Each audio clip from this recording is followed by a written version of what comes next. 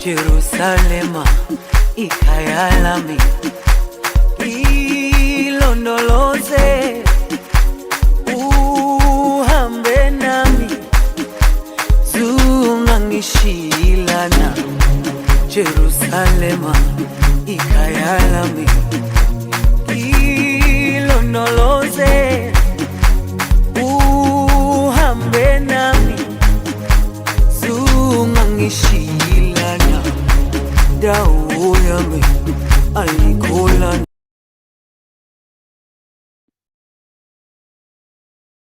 Yeah, good afternoon, everyone. Thank you for joining us for this edition of our Author Spotlight event. We are very glad to have a stellar panel join us, at this event. We're going to be discussing the book, Justice During Transitions, Policies that Reflect African Realities. The theme of this book fits into one of our core thematics at the West African Transitional Justice Center, which is a center that has been designed to help bridge the gap between the practice and research of transitional justice within the West African corridor and on the African continent in general. And so we are looking for how to support evidence-based interventions in terms of the transitional justice mechanism on the continent. And we're fortunate to have on our panel today a very passionate member of passionate advocate of transitional justice on the continent, Professor Tim Muriti, who has been at the front of developing the African Union Transitional Justice Policy, and even a guide to help, make it accessible to policymakers and help also national governments adopt it, according to the context of the operational context of their countries. So, without further ado, let me introduce those that we have on our panel today. We have Professor Corey Wilenga, who is an associate professor in the Department of Political Science, who co-edited this volume. She's also the director of the Center for Mediation in Africa. Joining her to edit the volume also is Professor Chris Nshimbi, who we hope will join us very soon. She is also an associate professor at the Department of Political Science and is the director of the Center for the Study of Governance and Innovation. To help us discuss this book that is forthcoming, of course, to be published by Codestria, is Professor Tim Muriti, who heads the Peace Building Interventions Unit at the Institute for Justice and Reconciliation in Cape Town, South Africa. I should also mention that both Professor Wilenga and Professor Nshimbi are based at the University of Pretoria, in South Africa. Also joining them is somebody, is a friend, also who is an NIHSS postdoctoral researcher at the Center for Mediation in Africa, by the name Dr. Chinai Matsaka. I've also been fortunate to listen to her present on some of our work on transitional justice, in Zimbabwe. So we have this stellar panel, and we're hoping that would be able to get the best, out of the content of the book, and also make it attractive for use for both practitioners, and policymakers on the continent. So the first thing, like we do occasionally, is to invite the authors, who at this time will be the co-editors, of course, represented ably by Professor Corey Wilenga, to give us a bit of introduction, to the book. She would be telling us why these kinds of literature, are very germane, on the continent at the moment. What were the methodologies that went into trying, to produce the volume? What were the major and core findings, that came out of this volume? And basically, what is the what are the major themes that we can take, away from the book? So I'd like to invite Professor Corey Wilenga to give us some kind of introduction to the text. Professor Wilenga, please. Thank you very much, Philip, and I'm very excited to be speaking here at the West African Transitional Justice Centre seminar. I must be honest, I wasn't aware of the centre until quite recently, until earlier this year, and it's very exciting to discover a centre that's working in this area. And I'm assuming most people who have joined are interested that most people that have joined us today are really interested in transitional justice, and we really hope to be taking the discussion in this area further. So I'm going to start speaking directly about the book. I'm just really sorry that the book hasn't been published yet. We thought it would be by this time, but it is still forthcoming, and we hope to see it any day now. It's being published by Kadeshria. The advantage of that is that it should be affordable for all of us on the continent, and so we look forward to seeing that. Let me just share I've got a very simple presentation that I will share just to make it slightly easier for you to follow what I'm saying. But basically, I'm going to answer 4 questions in the course of this discussion. I'm going to talk about what the main premise of the book is, and what it's saying about transitional justice on the continent, why it's important at this time, how did we go about undertaking the research for this book, and what are some of the important findings or conclusions that we want to highlight. So that's basically what I'm going to be talking about today, very simply. So the main premise is, and we say this in our opening paragraph of the book, is that transitional justice on the continent has failed. And I think more and more people are realizing this to be true. When we first started working on this book, we were working on it in 2014, 2015. Less people were saying that. People were still perhaps optimistic and hopeful about what transitional justice could offer. But increasingly, people are realizing that a lot of transitional justice interventions are failing, or if not completely failing, and perhaps it's not fair to say they're failing, but they're not being sustained in the way they need to be, and they certainly aren't achieving the goals that they intended to achieve. My feeling is that a huge amount of money is being wasted on poorly conceptualized interventions. And primarily, I would say, and we argue in the book, that transitional justice has failed because it fails to reflect African realities. And so that goes back to the title of our book, Policies That Reflect African Realities. This is really what we're interested in, is can we design policies that actually reflect African realities? And our sense is that when it comes to transitional justice, this is not the case. We will talk about this a little bit more in the next slide as well. So transitional justice is largely imagined as a time-specific event to address a time-specific conflict at the national level and within the boundaries of the nation state. But in reality, conflict is ongoing. It's embedded in the everyday. And so our argument is that the response to conflict needs to similarly be embedded in the everyday. A time-specific event, a truth commission, I don't know, a court, whatever it might be, it was, for example, time bound, so it was a split conflict that happened at a split time, but in fact, conflict is ongoing, and it spills over into different conflicts, and it's difficult sometimes to specify. And this is, for example, in the case of Burundi, when they were negotiating this in the transitional justice mechanism during the peace negotiations, a big issue came up of what is the time frame that the transitional justice intervention or the truth commission is going to cover, and there in fact wasn't agreement about that. And what is one of the reasons why the intervention was never implemented is because nobody could agree on the time frame. Where did the conflict start? Where did it end? What did it need to include in order to really deal with the root causes of the conflict? Justice during transition, the term transitional justice became loaded, and a different kind of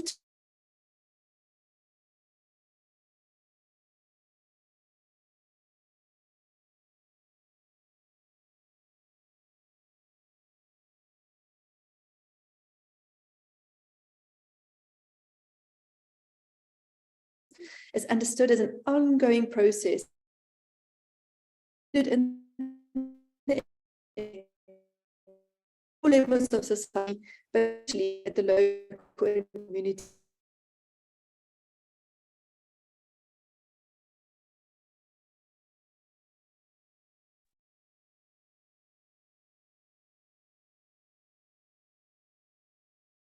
Yeah, I think we lost the other. Well, I think Professor Wilenga also joined us via another device. So if you can hear us, we've lost the other one that is presenting. We hope that she joins us back very soon.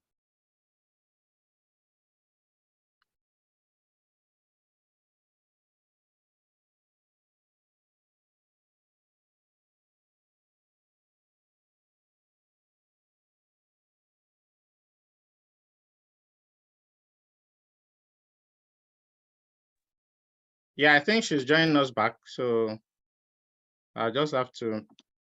Okay. Are you Apologies. still? I'm here. We're Yeah, I on need to load. make you a co-host again. Yeah. Thank you. We're on load shedding here in South Africa, and it's load shedding at the moment. I have a backup system, but apparently it's not 100% secure. So I apologize. I'm not going to share my slides. In fact, I'm just going to speak to see if that helps. So we're talking about justice during transitions as an ongoing process embedded in the everyday at all levels of society, but especially at the local and community level where it really matters. Of course, it matters what happens at the elite level, and we're not saying this needs to replace a national moment. There's a place for a national moment, a national truth commission that captures certain things and certain kind of the zeitgeist, if you like, or the moment. But we want to see transitional justice or justice during transitions as operating in a far more continuous way, and believe that from that perspective, it's much more sustainable. We also argue in the book that it has regional dimensions. So the idea of imagining transitional justice or any peace interventions within the nation state,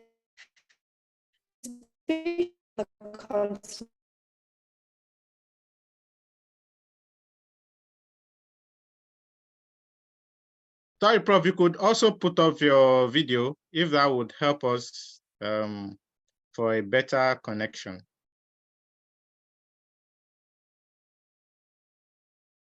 Because we can't hear you again.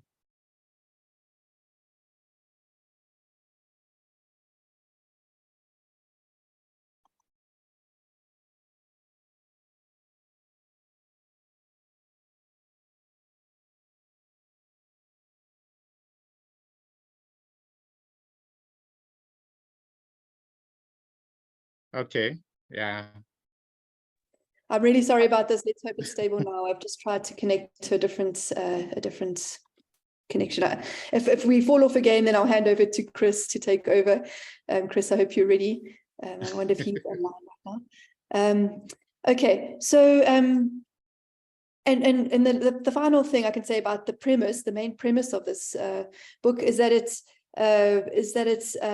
links to what is happening on the ground, in the grassroots, to community interventions, to indigenous knowledge systems, to the work of traditional leaders. So we see these things as being absolutely critical to the way in which transitional justice can and should unfold, and that it cannot unfold without these actors at the grassroots being involved in every part of the process. So why is this important now? What is the relevance of this right now? And the first reason what brought about writing this book was in fact the development of the African Union's transitional justice policy. And in fact, we started working on this book in 2014. And so there was only a very kind of cursory draft of the policy available at that time, at least in terms of what we were able to access. And as far as I'm aware, the Center for the Study of Violence and Reconciliation at that stage was leading the attempt to get this document written down and eventually ratified by all the member states. But it was quite groundbreaking because until then, we only had the UN's transitional justice policy and the EU's transitional justice policy. And both of them are very there's nothing wrong with them. I want to stress they're great policies, but they don't reflect African realities. They're very much situated within a legal framework and in the discourse of human rights and what is the other thing? Sort of criminal justice and accountability understood as in a more punitive way. And so there was a real need for the continent and for the African Union to develop its own policy.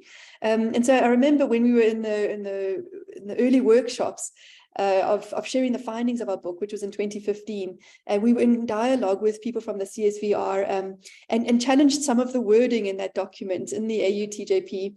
And a lot of our book was based on being quite critical of that policy. But after that workshop, or a series of workshops that we held where the CSVR was also present, we eventually saw the 2019 document that was then ratified by the member states, and we found it vastly improved.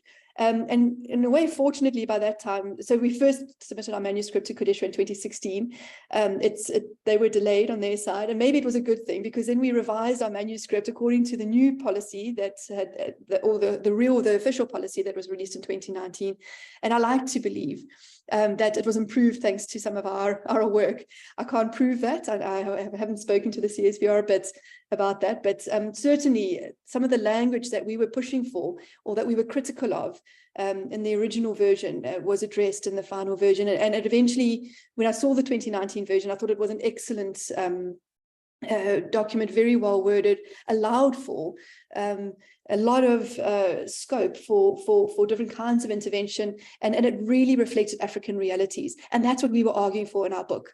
And so, as I say, we rewrote parts of our manuscript because we wanted the manuscript to be in dialogue with the AUTJP. And it breaks my heart that it hasn't been released yet, because I think it's important for that reason. It's an important moment because of the AUTJP starting to gain a bit of traction on the continent. And so some of the critique, I would say the AUTJP stands in contrast to the UN and the EU's transitional justice policies, and one needs to understand it in that way. It's very boldly pro-African shared values. This is a term that's used in the policy a lot, African shared values, and it really draws from, if I can say, African ways of doing things. And we discuss this a lot in our book. What are these African ways of doing things? Can we really talk about these African ways? And I remember in the early days when we were conceptualizing this book, that Chris and I had a lot of conversations about that he would say he had spent a lot of time in Japan, and he said, people often talk about the Asian way, why can't we talk about the African way? And so we were unpacking sort of, what is this African way of doing things, or African ways of doing things?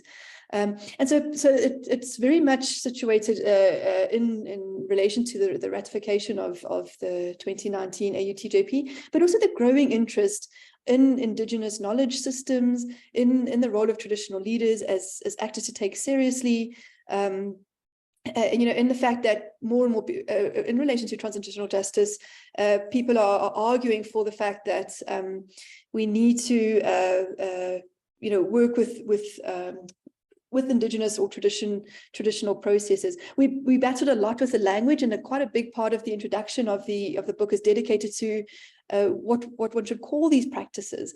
Are they traditional? We felt that they're not really. When you say traditional, people think, oh, they're stuck in the past. How do we communicate to audiences that are perhaps, especially those audiences that are not familiar with these practices, what exactly we're talking about? And so we chose the term, maybe a little bit clumsy, of tradition-based practices, to say they're based in tradition, but they're evolving and they're transforming and adapting all the time. I'm not sure if that's the best way to describe them. People talk about indigenous, and there's critique against that. So, we're grappling with the terminology, but basically it's within that context. And finally, so it's in relation to the AUTJP, it's in relation to this growing interest of indigenous knowledge systems and practices. And then finally, it was also in response to, and it was very much current at the time, the resistance by African governments to the ICC, the International Criminal Court, that the pushback from the West was that the reason why African leaders were resisting the ICC was because they wanted to avoid accountability for their crimes. But there are people who've done in-depth interviews with government officials about this, who have found some of these government officials, not all of them, I'm sure there are those who are trying to avoid accountability, and that's possibly in the mix, but that there was a real sense that this is not the African way of doing things. and that there's other ways in which we can ensure accountability that is not punitive and that is not biased against Africa and African leaders. And so we were engaging with all of that in the book.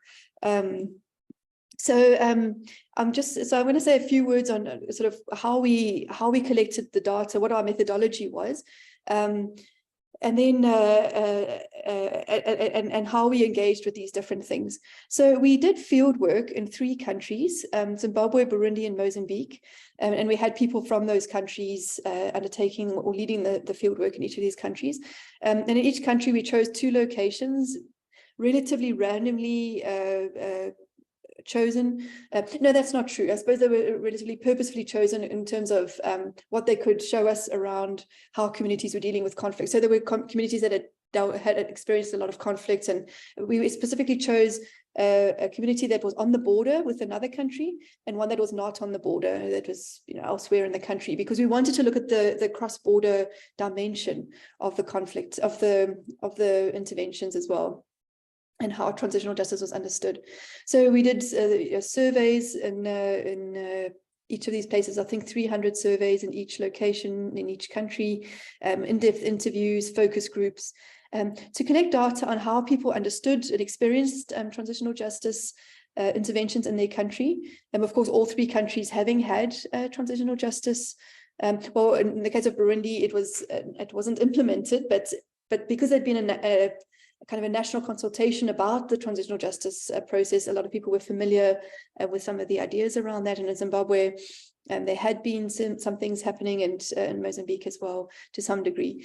But we were more interested actually in how people resolve conflict, how they resolve conflict within their communities, and for the border communities, how they resolve conflict across the border, and what we could learn from that. What did it tell us? And especially, did they differentiate? And this was a key question for us. Did they differentiate between how they resolved conflict related to the national political conflicts, the kind of conflict in which a transitional justice intervention is imagined, versus the conflict that happens within a community? So, for example, did they differentiate between, if you think about, let's use the Rwandan genocide because everyone's familiar with it, but would they differentiate between conflict between neighbors because it was because the motivation was genocidal and part of the sort of national what could we say, national high-level violence that was taking place? Would people differentiate between that and say a neighbor stealing a cow and an unrelated conflict, or a related conflict, but that happened after the genocide had come to an end? So, for example, there could be a conflict in a community so the genocide happened in 1994, and there could be conflicts in communities in 1995 and 1996 that could have been because of the genocide. It could have been because of unresolved tensions between different families or different neighbors within a community. And if you were to ask those communities, so where did the conflict end? For them, it didn't end in 1994. For them, the conflict is ongoing in 95 and 96.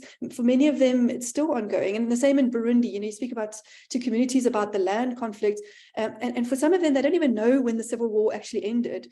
We've got this idea that the Burundian civil war was 12 years long, but many Burundians don't conceptualize the war in that way. And we understand the end of the war to be when the peace agreement was signed, but that's not necessarily how people on the ground who are experiencing conflict on a day-to-day basis understand it. And for someone whose land is maybe being taken away 4 years after the civil war ended by a returnee, or for them, it's all part of the same movement, if you like.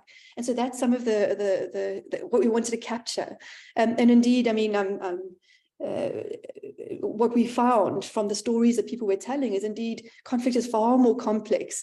It's not so time-bound. It's not the way we conceptualize conflict, and even how we understand it politically is very, very different to how people understand it personally and interpersonally. And many people, even during the political conflict, so during the Burundian civil war, what we count as the 12 years of the Civil War. If you were to ask some of the people on the ground, were you doing what you were doing for political reasons? And someone would say, no, I just wanted my neighbor's cow, or I just wanted my neighbor's house. It was, they were opportunistic, or, there's so many reasons why people will participate in a conflict. And many times, most times, so, the vast majority of times, ordinary people participate not for political reasons at all, without any understanding of the politics. And so this is where we found this idea of a transitional justice intervention, which deals with this as a political conflict, a national political conflict. It just didn't really make sense. And some people, for them, the conflict wasn't even with people within the same country, but it was across the border, as I say, and it was with people in another country. And so, sometimes they didn't even understand that those people were in another country. Those borders are so porous, and the movement is so there's so much movement, and some villages are actually divided arbitrarily and randomly, as we know, and we all know the reason for that. And so people, living in these border communities didn't even necessarily understand that they were now in a conflict with people in another country. And so even though, strictly speaking, the conflict that they were having with people across the border would have fallen within what some people would understand to have been, for example, in the case of Burundi, part of the Burundian Civil War, they didn't understand it that way. So for those border communities, and of course, a country like Burundi that's landlocked, many, many communities are border communities, a national reconciliation process might have no meaning to them at all, because their conflict isn't even with people within the nation state. And so we were realizing, how people are understanding and experiencing conflict on the ground is so far removed from this idea of, a civil war or a political conflict or a national conflict that's time bound and necessarily instigated by political actors and for political motivations and that kind of thing. And so we wanted to try and encapsulate a way of understanding conflict that's far more complex and far more in line with the lived realities of people on the ground. And we did this through doing these surveys and interviews and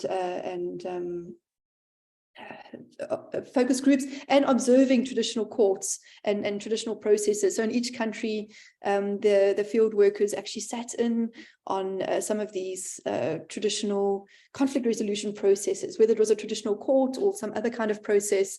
In Burundi, it was the work of the Bashinganahe, and then in Mozambique, there were Zeph and I spent time in family courts, for example, and there were the whole variety of ways in which conflicts are being resolved. And what we wanted to do in this book is to richly describe this, but not richly describe it anthropologically, because I think there are a lot of anthropological studies, a case-specific anthropological studies on how conflicts are resolved in all these different countries. But not many people are linking this anthropological work at the grassroots with national and international policy frameworks.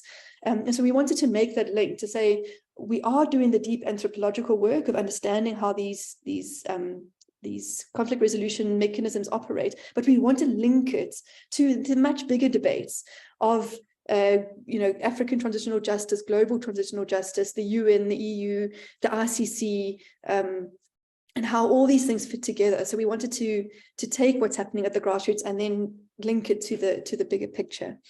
And so there is a chapter in the book, and maybe it feels strange when you read the book, but there is a chapter on tradition-based practices, and Shania Machaka wrote this chapter where she generally tries to map what these tradition-based practices are all about. And then there's a chapter that follows that on the international policy environment and the ICC. So you won't often find a book where these two things are side by side, but it was very important to us that they were side by side, that we brought these two worlds together. And then the book follows the different case studies, Burundi, Mozambique, and Zimbabwe. We have South Africa in there as an illustrative case study. It's not quite the same as the other three, and so we felt it couldn't be dealt with in the same way. And we had a South African who had been writing about the Truth and Reconciliation Commission and the way in which traditional leaders were and weren't linked to the work of the Truth Commission. He writes about that. And then, of course, Chris and I write a chapter where we try and bring it all together. And so this is the last thing I'm going to talk about. What were the findings? What were the conclusions? I'm just going to try and share my screen and hope that it doesn't knock me out again. So I've said this over and over, but we want to reimagine transitional justice from an African perspective. And this was really, and I so appreciated Chris coming in on this project. I'm not sure if he's even online right now, but because I'm the transitional justice person, but he's the policy person, and he's interested in the cross-border aspects of things. But he was always saying, we have to start from the bottom up. We have to develop policy from below. And what does it look like when we develop policy from below, from the experience of people? And you can only do that when you spend time with people. And that's why we felt like we couldn't just be writing it on the policy level. We needed to be on the ground. We needed to be doing these surveys and interviews and observations and linking it. So a major finding is we have to start from the perspective of ordinary African communities and how they experience conflict on a day-to-day basis. Not how we imagine the conflict in terms of political terms and peace agreements and starting and end dates, but what is this person in this village? What is their experience of the conflict? When did it start for them? And it could be decades before, the official start of the Civil War, for example, and it could end a decade after. And that's what we wanted to map.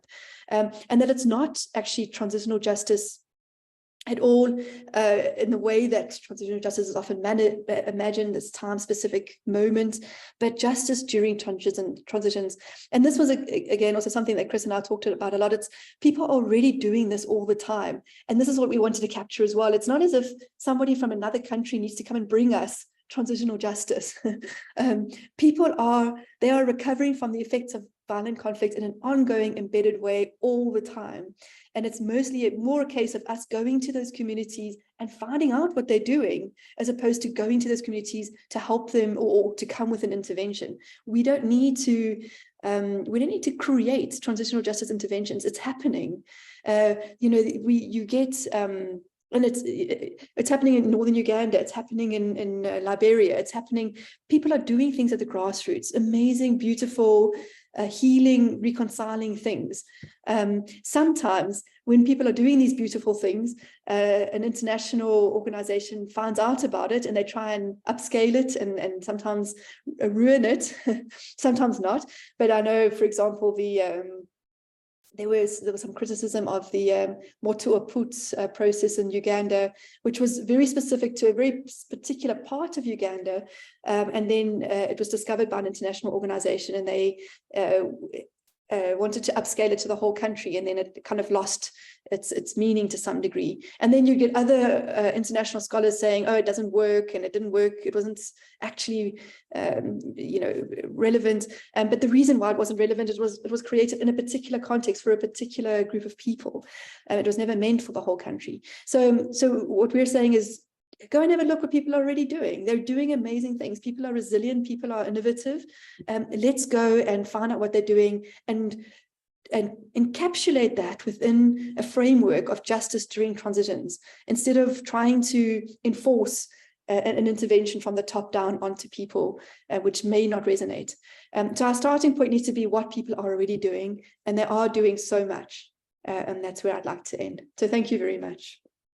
Yeah, thank you very much, Professor Wulenga. At least we're enjoying your presentation that we didn't know that we were past the time, but it's fine.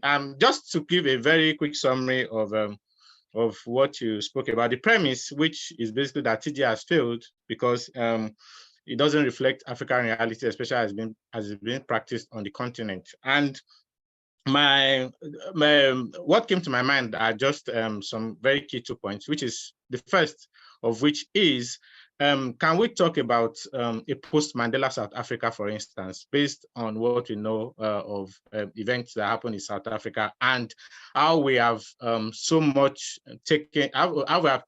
pride in the Truth and Reconciliation Truth and Reconciliation Commission in South Africa. The second thing is that we take some words for granted, like the word truth, for instance. And at a colloquium organized by McMaster University and University of Ibadan yesterday, I was telling them that we need to operationalize the word truth, which I thought has to be pragmatic when it comes to transitional justice.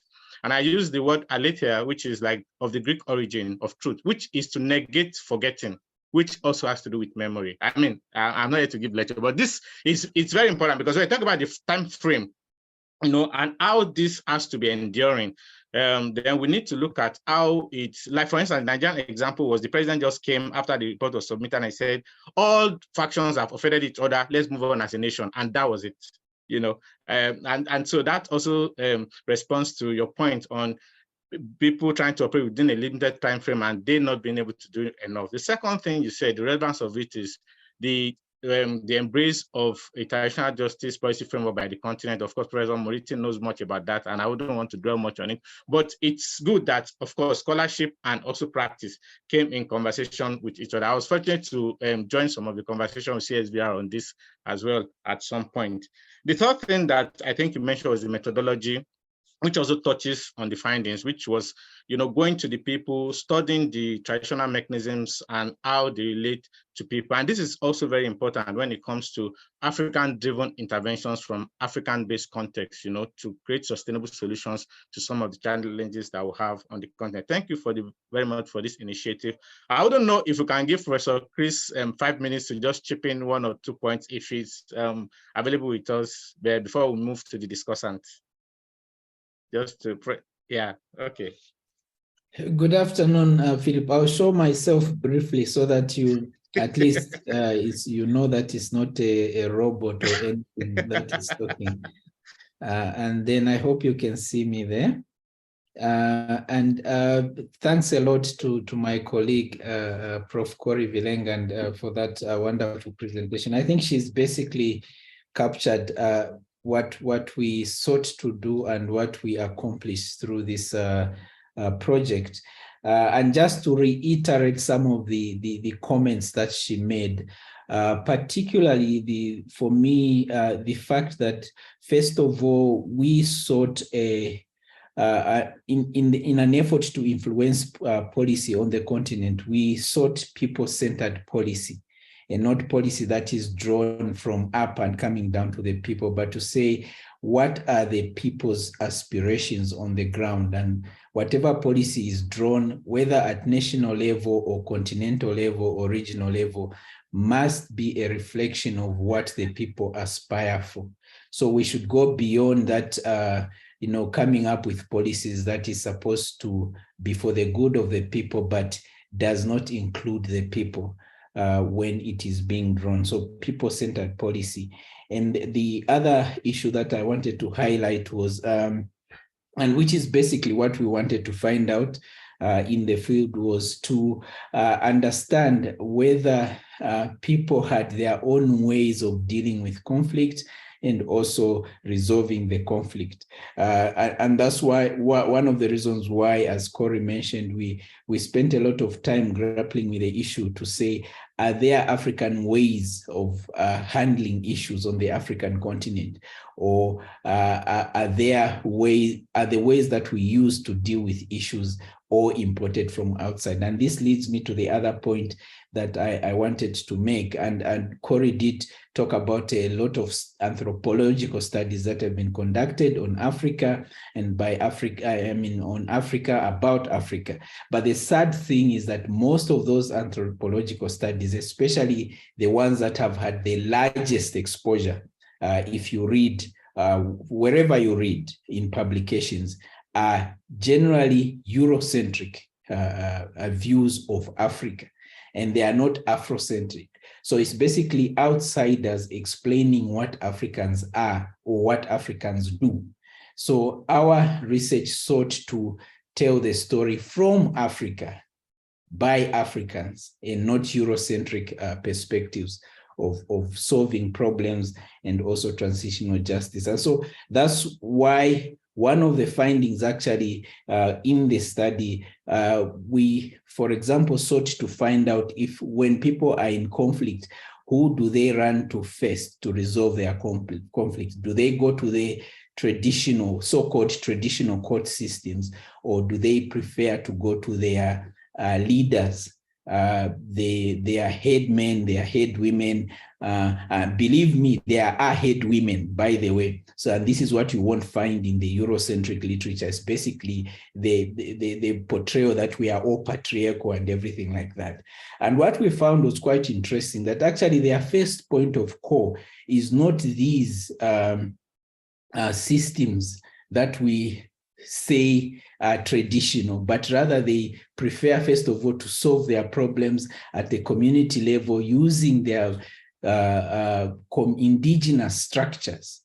And when they feel they need to escalate, that's the only way they resort, that's the only time they resort to these so-called Western or Eurocentric systems of dealing with their culture. I think basically that, and of course the cross-border dimension, and just to emphasize again, when we talk about now going at a macro level, the conflicts in Africa, you find that the characteristic is that most of them are not international conflicts, in the sense that you have state fighting against another state. Generally, it's intra-national conflicts, and they spill over into the next country. And so with that, you find that even the need for mechanisms to mediate and also to solve those problems spills over. But still at the grassroots, you find that people will prefer to go to their local leaders than go to the systems that are established under the Westphalian state system. I think I'll stop there, otherwise I can go on and on. But yeah. Yeah, thank you, Professor Chris. We see that this is your place of comfort when it comes to discussing the border issues. I'm actually happy that Burundi was chosen as a case study, because a lot of us are not aware that Burundi suffered as much, if not more, than Rwanda. My first time of hearing this was from a Burundian professor in the US who was telling me about his own, experience. So without further ado, I will invite Professor Tim Moriti to give us his own analysis, from the African Union perspective. Thank you, Dr. Philip. I hope you can all hear me clearly. And greetings. Yes, you can hear you, Prof.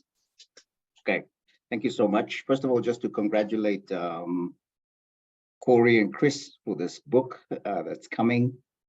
Very important work that you've done, and please keep it up.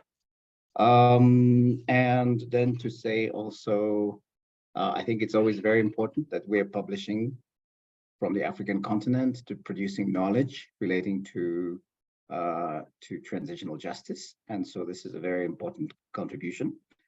In terms of the book, I think it's obviously a very welcome addition.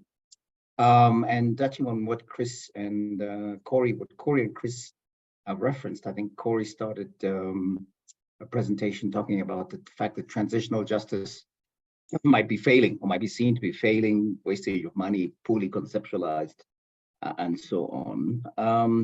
But I think in Africa, the best thing we can probably say is that TJ is constantly evolving, and maybe it might be too early to say that TJ has failed on the African continent, because TJ is not a precise science. Transitional justice is not a precise science. If we understand the function of transitional justice as trying to address, the violations, atrocities of the past, then we still need some kind of a mechanism, a process of surfacing the violations and the transgressions, and addressing the grievances that exist and persist, to enable victims and survivors to process the harm that have suffered. If we say TJ has failed, then we would need to articulate what we are putting in its place to support and accompany individuals and communities and countries even on their journey of dealing with the past and addressing the violations that they've experienced.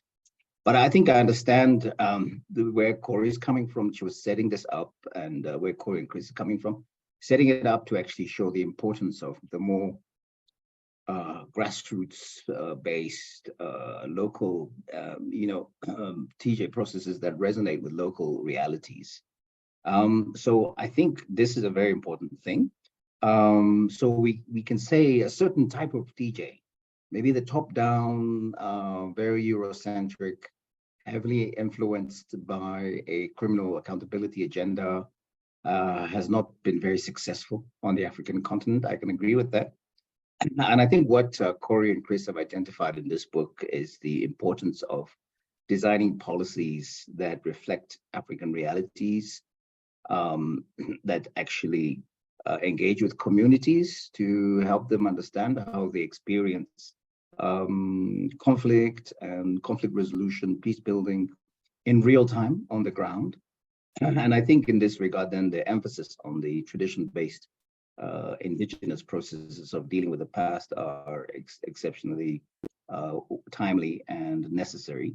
It's worthwhile to note, I think, that the book has actually, provided us with some very important content in terms of this commitment to indigenous African research through an extensive fieldwork, surveys, observations, and data collection with very rich descriptions of the cultural practices on the ground.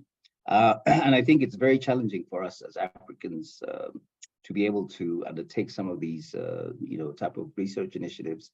They're quite challenging, arduous, long, takes a lot of time to process the data, especially when we are faced with a large number of books that are developed outside the continent, Eurocentric texts, in a sense, which I think is partly what this approach that Corey and Chris are adopting is trying to, in fact, address or reverse. And I think the fact that it's also anchored in an anthropological methodology is very interesting.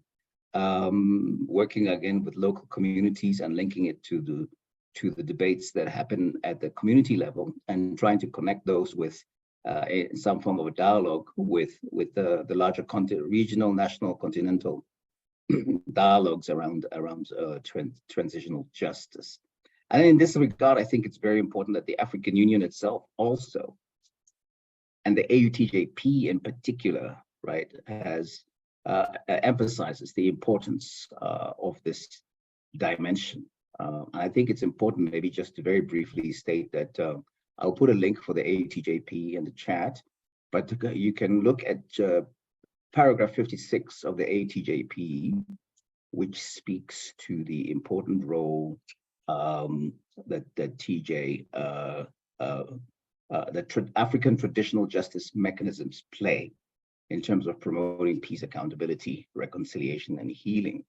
And it identifies some key actions that actually to guide us in achieving this, which is supporting and respecting community-based accountability mechanisms that foster integration and reconciliation, promoting communal dispute settlement institutions where appropriate, and ensuring that we don't perpetuate, though, harmful traditional rituals, exploring alternative non-formal dispute resolution mechanisms where necessary, and integrating generic African practices into international norms and standards that would enhance international commitment to an impunity and promote peace and reconciliation. And then it really does emphasize the importance of distilling the positive practices that we can draw from our traditions and customary norms that can help address issues that we're facing across our continent. It also highlights a number of benchmarks for successful utilization of this, which means, the first one being, understanding and investigating the local reconciliation mechanism or peace building mechanism in the various community, which in fact Chris and Corey did through this book. So you're very much aligned with the AUTJP in terms of the benchmarks that it's trying to set out there. And then engaging in a larger debate on institutional, legal, transitional justice accountability processes, to almost generate this type of debate with policy. And paragraph 59 talks about the importance of providing technical and political support to local communities and local community leaders to actually encourage them to use the TJ mechanisms, their own traditional justice-based mechanisms, for addressing the needs that identify that remain still vital in terms of the evolving project of transitional justice on the African continent. So congrats again. Really looking forward to reading the book if and when it comes out. And well done to all the authors. Thank you, Philip. Yeah, thank you very much, Professor Moriti, for that wonderful expert intervention. I think your takeoff point to say that we cannot consider TJ as failed, but seeing it as an evolving process is also important, when we look at it as a continuum, and as something that has to fit into everyday practices. More importantly, I was thinking, what is the place of governance, in all of the processes of transitional justice? Because I think without good governance, some of our TJ processes may not have the enduring values that we pretend them to have. Thank you very much again for your wonderful intervention, for also helping us to fit this text within the context of the African Union Transitional Justice Policy. Let me now invite Dr. Chinai Matsaka to give us our own intervention. Dr. Matsaka.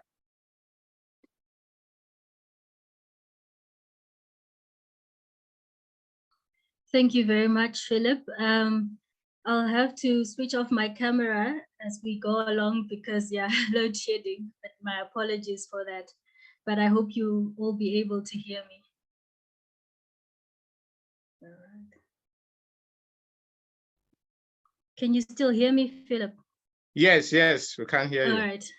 All right, thank you for that.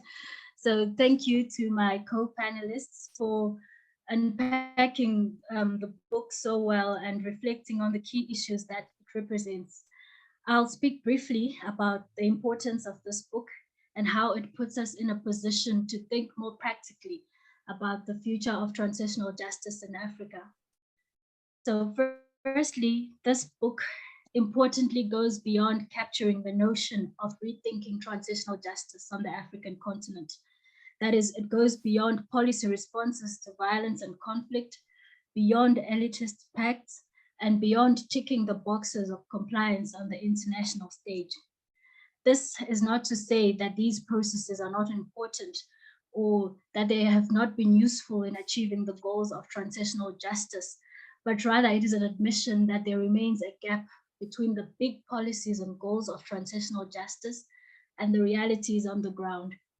So this is crucial because at the time of writing this book, as Professor Corey mentioned, momentum had gathered for the adoption of the African Union Transitional Justice Policy and the need for transitional justice to capture African realities. These are the realities of many African close-knit communities in the peripheries of urbanization and technological advancement, as illustrated in the book, where the values of community, trust, dialogue, among others, continue to resonate so deeply. So by thinking about transitional justice in terms of the day-to-day lived experiences of these African communities, the book allows us to think more critically about the gap between policies dealing with violence and conflict on the continent from a perspective that moves us towards asking the difficult questions about what the disconnect is between the top and the bottom tiers of transitional justice. For decades, as reflected upon in all the presentations, transitional justice has been conceived as big concepts and big processes with complicated goals and outcomes. This has ensured that transitional justice has remained largely elitist, with huge gaps between policies and the implementation. And even at this stage of this discourse of transitional justice, the framing and the narratives about transitional justice have been seen to be less acceptable in terms of those responsible for mass violence and trauma. The terms of retributive justice and international law have faced much resistance by some political elites. And the resistance has contributed to the gap between transitional justice policy and its implementation. We have seen in many countries where transitional justice has been on the agenda that many political elites have opted, for window dressing optics, and ticking the boxes of having done, transitional justice or having addressed the concerns of transitional justice. So by delving into communities and reflecting on their conflict resolution cultures, the book allows us to take a step back and think about what has worked, why has it worked, and what we can learn from it. By probing and conceptualizing an African way of resolving conflict, the book reflects not only on the shared values of community and shared notions of harm across the borders and lineages, but it also captures the collective trauma of African communities. Trauma from conflicts that have spilled over across borders, as Professor Nshimbi has highlighted, has also remained the burden of the communities that have witnessed this violence, as they have had to rely on age-old traditions and tools to navigate this trauma in the peripheries of national policies and instruments. So when we speak and think about designing transitional justice programs, these tradition-based and local conflict resolution cultures are often discarded, even in the wake of the African Union Transitional Justice Policy. A challenge remains on how communities ravaged by violence and conflict can be effectively drawn into the broader transitional justice goals in ways that recognize their cultural identities and the values, as well as their ways of being. So by highlighting the conflict resolution cultures in these Southern African communities represented in the book, the book taps into key learnings from transitional justice including the art of honest dialogues about matters that potentially lead to conflict. So this book captures the importance of holding on to these values and these practices, not only because they are the only ones that are left during transitions, but because they are potentially key to transforming communities in ways that prevent the conflicts from escalating and from recurring. So in conclusion, this book shows how, despite having rich cultures of conflict resolution in Africa, there remains a staggering gap between policy responses to violence and conflict and the local communities that are often bearing the brunt of these conflicts. This book offers an opportunity to think about the gap and how it can be filled. It leaves us to ask, beyond big solutions and big policies, how can African communities use the conflict resolution tools at their disposal to respond to the transitional justice needs? So it is not about reinventing the wheel, but taking the resources and the tools that we have to respond to the many challenges of conflict that we have on the continent. I believe that familiarity and taking transitional justice back to everyday conflict resolution cultures of honest and inclusive dialogue is key to closing the gap between the top and the bottom. It requires transforming the thinking and the narratives around violence and conflict, in particular where these challenges are rooted in political contestations. Making transitional justice needs part of the everyday conflict resolution culture remains difficult, though in Africa, I'm sure many of us who have read and experienced political conflict on the continent would attest to this, that we continue to see African political elites co-opting and suppressing the institution of traditional leadership in ways that prevent them from responding to particular types of conflict, especially those that are rooted in political contestation. So changing the power dynamics is key to filling the gap in transforming conflict on the continent, and how to break these barriers becomes the next step. And in conclusion, I hope as academics and as policymakers and as advocates of transitional justice, we can invest our time and resources to thinking about how we can bridge the gap between policy and implementation, and drawing on the resources that we have to transform conflict in Africa. Thank you very much, Philip. Yeah, thank you, Dr. Matsaka, for that very wonderful intervention. I mean, you were telling us about the kinds of resistance that the implementation of transitional justice could face when it comes to the elites, you know, within. And this is also very important. How do we get the buy-in of some of these people? You know, how do we prevent the state from appropriating this mechanism to its own end and use it to serve people at the fringes of the society? I think another point that you made that is very vital is about the point of trauma. And when it comes to trauma and healing, you know, the process of it, how is it really different when you talk about local context and the national macro frame of this transitional justice that we have all the time? And are there like traditional ways in which trauma healing could even be more successful and across time and even faster? You know, because I think trauma is individuals or communal specific, and you won't be able to determine what people experience, how they experience it, and how they are able, you know, to cope with it.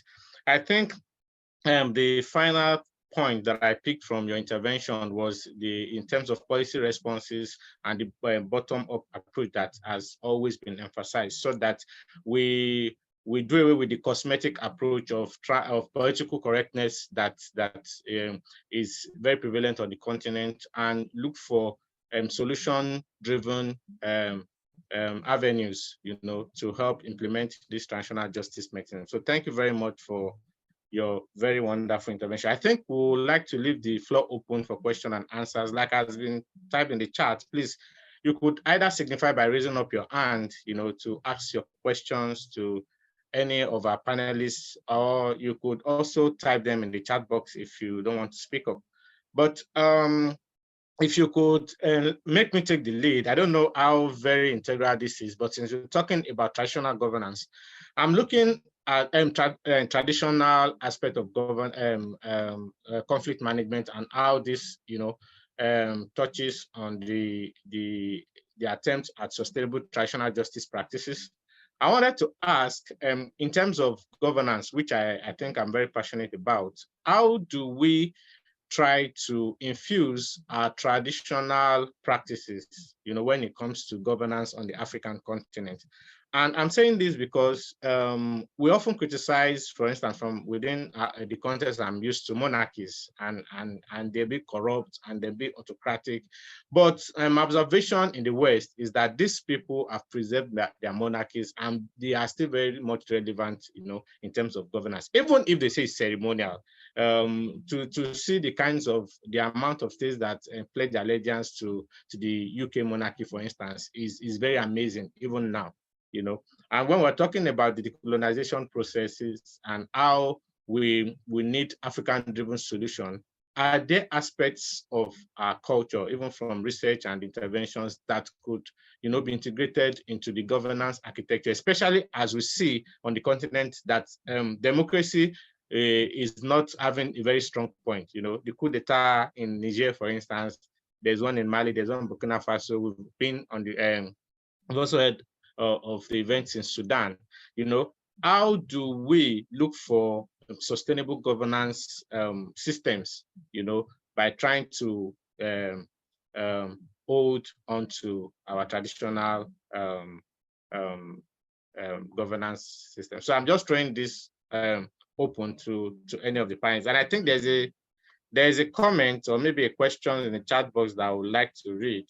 The concept traditional is problematic. What is traditional and what is not traditional? Yeah, I'm sure I'm not the first person that used that term, so I'm not going to attempt that question. So maybe Professor Corey, you would like to go first, then perhaps we'll have Professor Tim and Dr. Matsaka to help give their own comments on this. Thank you very much.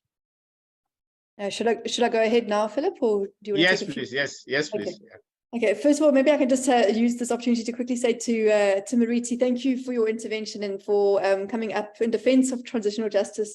Of course, we're being purposefully polemical and saying, you know, transitional justice has failed. Obviously, it's on a continuum, as Philip said, and there's such a variety, there's such a diversity, a multitude of transitional justice interventions, and some of them being very African, if we can call it that way, you know, very much from the grassroots as well. And so, yes, we exaggerated, I guess, our position in order to make our point. And Shania was very good at bringing a bit more nuance to that. So thank you, Shania, for that. So the question Philip mentioned about governance has also been very interesting to us, and Shania and I have been working in this quite a lot. So how do we integrate formal and informal governance? And I can just see Gallus, if I'm pronouncing your name correctly, you asked the question, what is traditional, what is not? We grappled with this terminology. What is formal, what is informal? Is it informal when it's been there for hundreds of years and there's a whole lot of structures and processes and rules, I guess, in place for managing certain systems just because it happens outside of what the state recognizes? Also, for example, in many African countries, including South Africa, for example, where traditional leaders are actually incorporated into the state structures, can we still call them informal? So the language is so problematic. Are they still traditional when they're holding positions in parliament? Are they still traditional leaders? What makes them traditional? Are the practices still traditional if they've transformed so much, if they've adapted so much? And then people talk about indigenous knowledge and exotic knowledge, and then in between you get endogenous knowledge, END, endogenous, bringing together the exotic and the indigenous to say, in between all of this, is this a kind of a new thing that's emerged because of outside intervention, coming into contact with indigenous and local processes. So it's not an easy answer. And this is why we use the term tradition-based as opposed to traditional, to say it's based in tradition, but it's not necessarily stuck in tradition.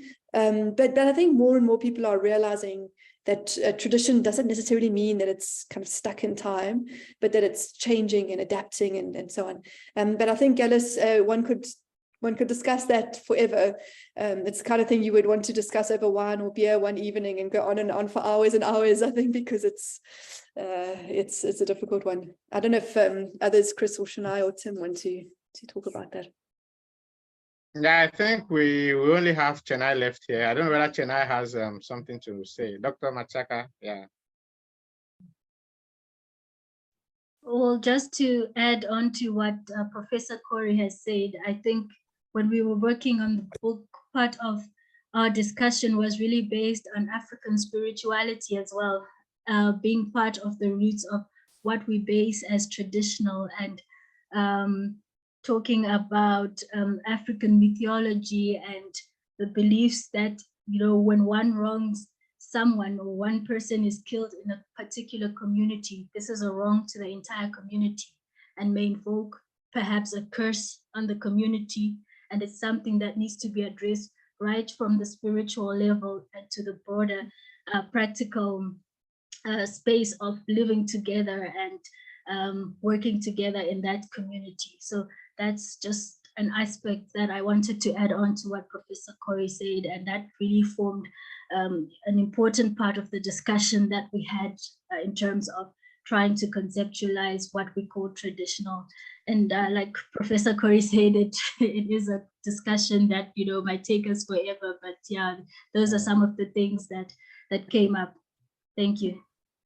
Yeah, thank you very much. I think when it comes to discussing tradition, we also don't have to be too dramatic about it or too fanatical about it. This is just because the truth is we see people who, I think it has to come with praxis, what sort of practices are being run, on like a constant and daily basis, and not necessarily being stuck in the past. Technology has become a tradition today, whether you like it or not. You sit on, we are on Zoom. So when it comes to the virtual lectures today, Zoom lectures are becoming tradition. So I don't think we should necessarily, I understand the fact that we don't have to, I'm not an Egyptologist and I'm not very much in support of that. But I also think that within our own context, there are some constants that we can latch onto, and consider this as tradition based, if that's like a safer option. I think there's another question in the chat by Becky Themba. Sorry if I'm not pronouncing this very correctly. The nature of conflicts is quickly evolving. Considering the nature, actors, and complexity of intertwined intrastate/intercommunal conflicts. Against this background, and in cases where local/traditional/community basis and international interventions for transitional justice are inadequate, as reflected by protracted conflict and resurgence of violence. How can transitional justice be fostered to promote inclusive and resilient societies? Can I go ahead? Professor Corey, yeah, please. Yeah, so I think it goes back to what we keep saying, and it's becoming a bit repetitive. I'm sorry if it sounds repetitive, but I think it's so important, is that I think we don't even have to think about that question. We need to find out what communities themselves are doing. And I think we got to really change our mindset. So the question, the comment is from Becky Timber, the nature of conflict is evolving. How can transitional justice be fostered to promote inclusive and resilient societies? I'd say, let's go and ask the communities, because they're in fact evolving their processes all the time. And this is what's so fascinating, where you come to a village where they've never had to reintegrate child soldiers before, and they've adapted some healing ritual from that's been in the community for generations. It's never been used to reintegrate child soldiers, but now they're faced with these child soldiers that need to be reintegrated, and they adapt the ritual. We don't need to help them to come up with an adaptation of the ritual. They've done it. And this is what I think we need to do, is to go to these communities, because every community, and somebody pointed out this to me, it's not necessarily even that communities are innovative, they're surviving. and the only way they can survive is interdependently. They have to live with their neighbors. And it's not like for people here in Pretoria, in the suburbs, if a war were to break out and there was a terrible conflict, maybe we could resolve it through the courts, or some formal structure, and I would never need to speak to my neighbor, because I might not even know who my neighbor is, in a city or whatever. But if your livelihood depends on the person next door to you, your fields, your crops, your cow getting enough grazing land, then you're going to make sure that you guys can get on. and this is what we found in Rwanda, for example, as well. And it isn't the same from community to community. Every single community does it differently, according to their own history, their own dynamics. And some are doing it better than others. Some are doing it extremely well and beautifully and wonderfully, and others are failing dismally. And so perhaps what one can do is link the communities that are doing it well with those who are failing dismally. But what you don't want to do, I think, is to come up with some kind of national answer. And except, as Shania said, there is a place, and Tim was saying this as well, there is a place for a national transitional justice moment, perhaps. But what we're saying is, considering the complexity of the conflict, let's ask communities, and even if they're not doing it well, like the ones that are doing it badly or not doing it at all, one could perhaps generate a dialogue about it to say, what could we do based on the resources within the community, because we want to use the resources that are already there. You don't want to have to come with resources from outside. We don't need those resources from outside. We have the resources within the community. That's the argument we're making. Dr. Machaka, do you have something to add to that?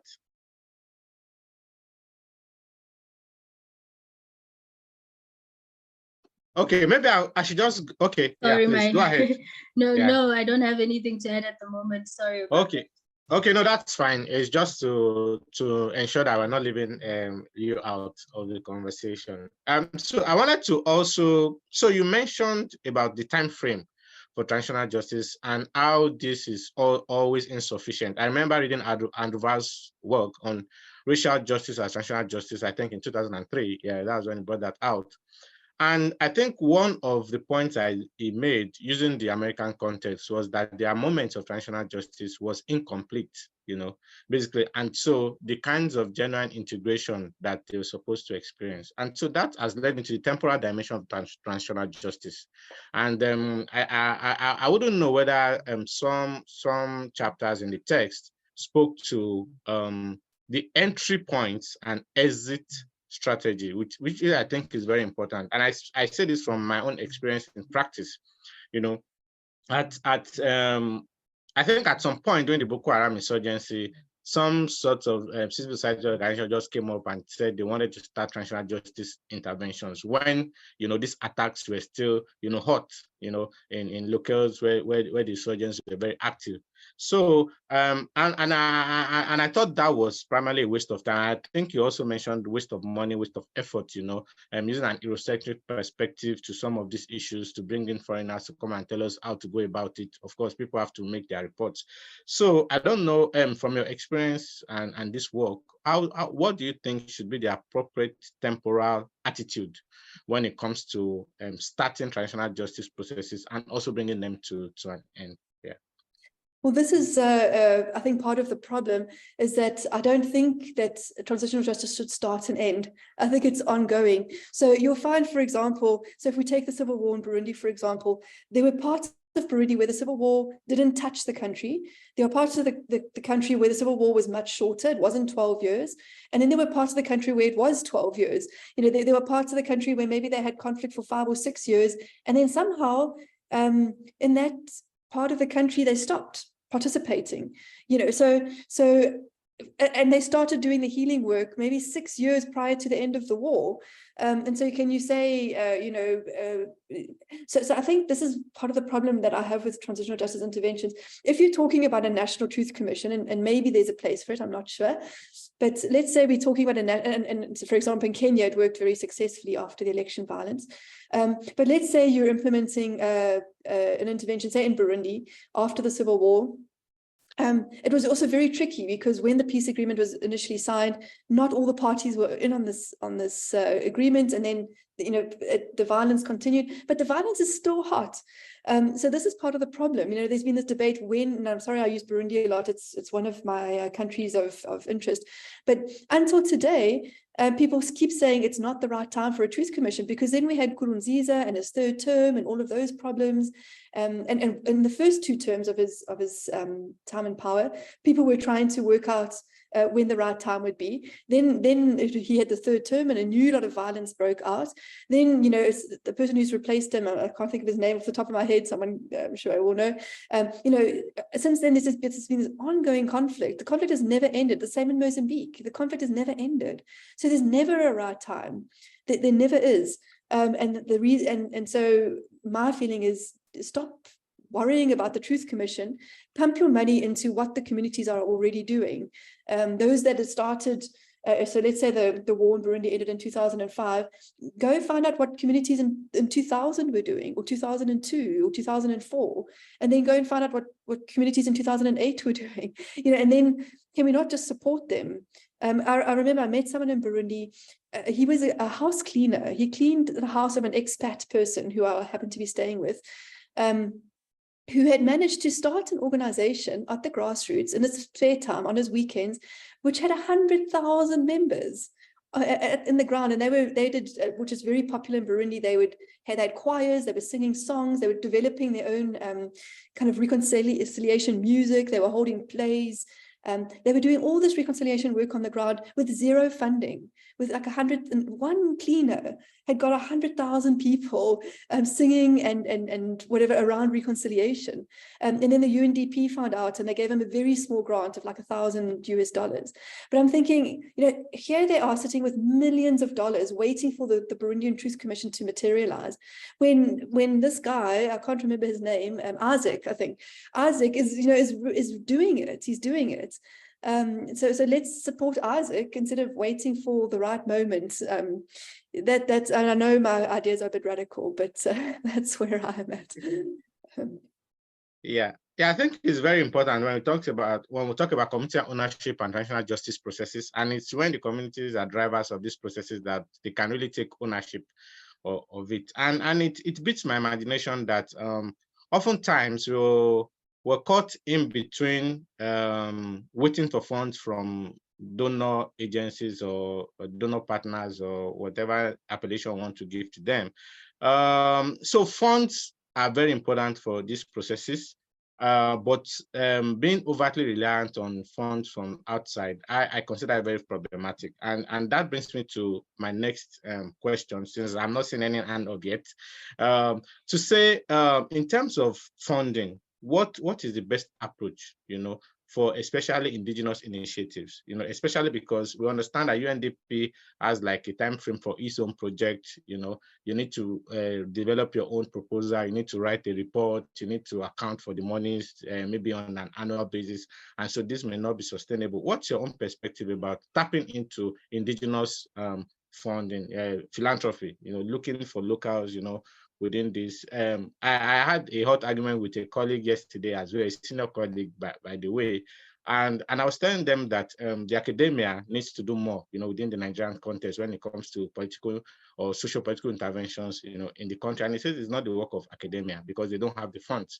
And I'm like, civil society has appropriated your funds. How do you now go about trying to reattract, if I could use that word, funds, into the academia? So in terms of these local initiatives, which are not really perhaps on the front burner when it comes to interventions of UN agencies and all the other big regional bodies, how do we source for funds in a sustainable manner for these local interventions? Do we look inwards, or do we still try to convince some of these donors to work with local partners? Yeah.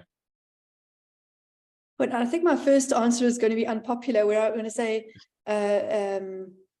let's start doing the work without funding. And I know that's not a good answer, but I'm thinking again of Isaac and the work he was doing in Burundi, and the Fumble Talk, if I'm pronouncing it correctly, movement in Liberia, for example. It was people sitting around a fire, sharing their stories for healing.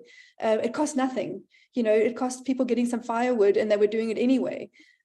So I think we need to first of all say it doesn't cost anything. Reconciliation work, healing, dealing with the past doesn't need to cost anything. And communities have proven this to us all the time, because they're, in fact, all of these processes are happening all over the continent, completely without funds, every single moment. This is not to say that we shouldn't be supporting it. And the problem is that once you start putting funding behind something, you change its nature. Then the chances of corruption and competition and issues of ownership and who should be funded or who owns those funds. I mean, if it's a community process, does the funding go to the traditional leader? Does it go to the healers who were involved? Does it go to the community leaders who got, then it starts to become messy. And in some ways, I think the funding ruins it, but, I understand it's not fair to ask people to constantly do this work free of charge. And more we're living in a society that's fund dependent or money dependent. When these rituals took place back in the day, it was in a pre-monetary system, I guess. And now we've got to take these realities into account. So it's very tricky. So I do think funding, we need to think about these things very carefully. And I think there's a lot of funding out there, but the funders need to be educated. And this is partly why we're writing our book and why we keep insisting that we write to a policy community within the framework of policy, because the people with the money don't read anthropological studies. And I'm sorry to the anthropologists, but you have to link your work to a political agenda, basically. And I think, we need to educate the funders through policy briefs, through policy engagement, through engagement with policy stakeholders, to educate them. And, it's so interesting to me here in Pretoria. I've been advocating for this for the last 10 years and advocating that we support traditional leaders and we support traditional processes. To the embassies in Pretoria, we in the right place here with all the embassies, and we were dismissed out of hand. Just this year, suddenly, all this funding is coming in around supporting traditional projects with traditional leaders and traditional processes, and suddenly they're supporting Indigenous knowledge, work that works with Indigenous knowledge systems and so on. So I think now is the time. So I would say go and engage those embassies wherever you can find them, because it seems to be like a new openness amongst embassies, and also in the UN, it's becoming, fortunately and unfortunately, a bit of a trend issue at the moment is because people are aware of the criticism that the international actors are not taking local agency and local ownership seriously. So they're under pressure now to prove that they are. So if we can come to them with proposals that say, we're really interested in local ownership and local processes. I think the funding environment is right for that. And I think I hear what you're saying about universities, and I think research centers like our own, Philip, are quite well positioned, because we're between sort of academia and think tanks and civil society, that we can play a role also in sort of tapping into some of that. I'm just trying to think, but I think it's hard for local communities to source it themselves. Interestingly, traditional leaders in South Africa have started their own charity funds to raise funds for their own service delivery, basic service delivery, because the government is failing at their communities. Wow. And the big funders are actors and musicians. Elton John, Charlize Theron, their foundations are funding traditional leaders. So I'm just throwing that out there, that sometimes it's from unusual quarters that we get support. Yeah. Wow, thank you very much, Professor Wulenga. I think our time is fast spent. Dr. Mashaka, do you have like one last word before we try to wrap up this session? Thank you, Philip. Interesting discussions, and overall, I would like to say, thinking about how we engage, especially in terms of funding, is critical in terms of pushing for us to use our own, our own models and our own tools to solving conflicts on the African continent. And as Professor Corey mentioned, sometimes getting donors into this whole space ruins the whole gist of what we seek to do, because funders and sometimes academics have particular ideas of how transitional justice should be laid out. And I think it's time to take a step back, let the communities do what they're doing, and to learn from them rather than to dictate to them what should be done in terms of dealing with conflicts and changing the dynamics of power in their communities. So I think it's time for practitioners as well as academic to learn as much as possible from communities in Africa, and to adopt the conflict resolution cultures that they are, that they are practicing in their communities. So that is my final word. Thank you very much, Dr. Mashaka. Professor Wulenga, do you still have some other points to add? Just one last sentence. Thank you, Philip, for inviting us. I just want to say, I know sometimes ideas come across a little bit radical, but I think it's time for radical thinking about this, radical rethinking, that we need to start thinking, what does it actually mean, local ownership and local agency and things like that. And also it's tricky, because even now, we're speaking for people as opposed to letting people speak for themselves. I mean, the people from the communities, and how do we allow people to speak for themselves? That's the challenge that we sit with. But thank you, Philip. This is such a great opportunity. Yeah, thank you, Professor Wulenga. Thank you to everyone that has joined us for this event. We're grateful that you always been constant with us. Thanks to our very new members as well for helping us. And thanks for this very important work that you've done. We don't have enough literature that focuses on local context and traditional justice on the continent. So we're grateful to you and the authors of the work. Of course, we thank you, Professor Wulenga. We thank Professor Ishimbi for granting us the opportunity to talk about this book on our own platform. We thank Professor Moriti, who is apparently part of the center. He's been working with us for a while, and we're hoping that some of his efforts come into fruition very soon.